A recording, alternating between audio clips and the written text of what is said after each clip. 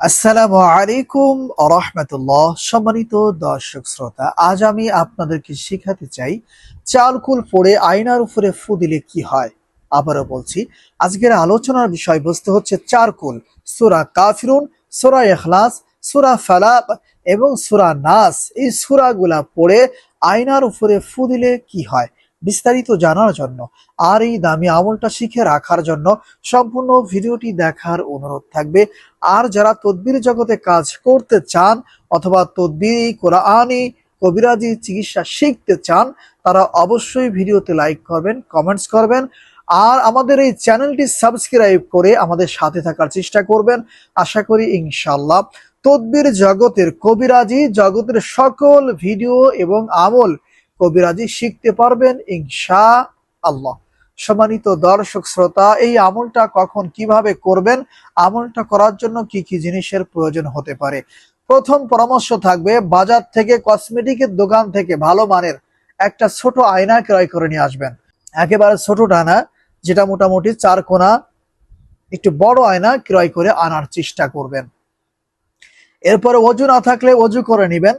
এরপরে 3 বার ইস্তিগফার পড়বেন, আস্তাগফিরুল্লাহ আস্তাগফিরুল্লাহ আস্তাগফিরুল্লাহ। এরপরে 3 বার যে কোনো দুরূদ শরীফ পড়বেন। আপনি চাইলে দুরূদ ইব্রাহিম পড়তে পারেন, কোনো সমস্যা নেই। দুরূদ ইব্রাহিম বাদে অন্য দুরূদ শরীফ পড়তে পারেন, তাও কোনো সমস্যা নেই। আর যারা একেবারেই কোনো দুরূদ শরীফ পড়তে পারেন না, তারা এটা পড়বেন, সাল্লাল্লাহু আলাইহি ওয়াসাল্লাম সাল্লাল্লাহু আলাইহি ওয়াসাল্লাম সাল্লাল্লাহু আলাইহি ওয়াসাল্লাম। সম্মানিত দর্শক শ্রোতা, তবে এখানে একটা বিষয় অবশ্যই খেয়াল রাখতে হবে, 3 বার ইস্তেগফার দুরূদ শরীফ পাঠ করে আয়নার উপরে কোনো ফু দেওয়ার প্রয়োজন হবে না। এরপরে আমাদেরকে আউযু বিল্লাহ বিসমিল্লাহ সহ সূরা কাফিরুন পড়া শুরু করতে হবে। যেমন আউযু বিল্লাহি মিনাশ শাইতানির রাজীম, বিসমিল্লাহির রহমানির রহিম, قل يا أيها الكافرون لا أعبد ما تعبدون ولا أنتم عابدون ما أعبد ولا أنا عابد ما عبدتم ولا أنتم عابدون ما أعبد لكم دينكم ولي دين। সূরা কাফিরুন সম্পূর্ণ পড়া হয়ে যাওয়ার সাথে সাথে আয়নার উপরে একটি ফু অথবা দম করবেন। যেমন এরপরে বিসমিল্লাহ সহ সূরা ইখলাস পড়বেন একবার। পড়া শেষ হয়ে যাওয়ার সাথে সাথে আয়নার উপরে আরো একটি ফু অথবা দাম করবেন।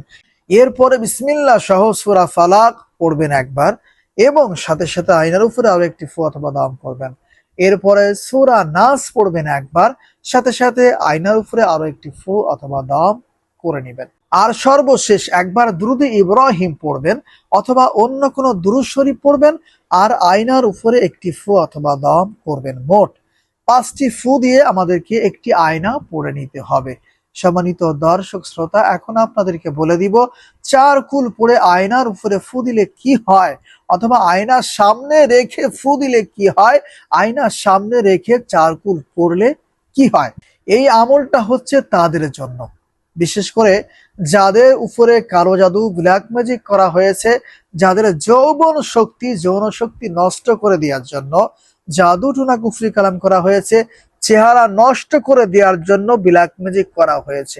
এক কথায়, যাদের উপরে কবিরাজের তরফ থেকে হোক অথবা শত্রুর পক্ষ থেকে হোক, যাদেরকে কুফরি কালামের মাধ্যমে নষ্ট করা হয়েছে, আর নষ্ট করলে অবশ্যই চেহারা শরীর নষ্ট হয়ে যায়, এটাই স্বাভাবিক।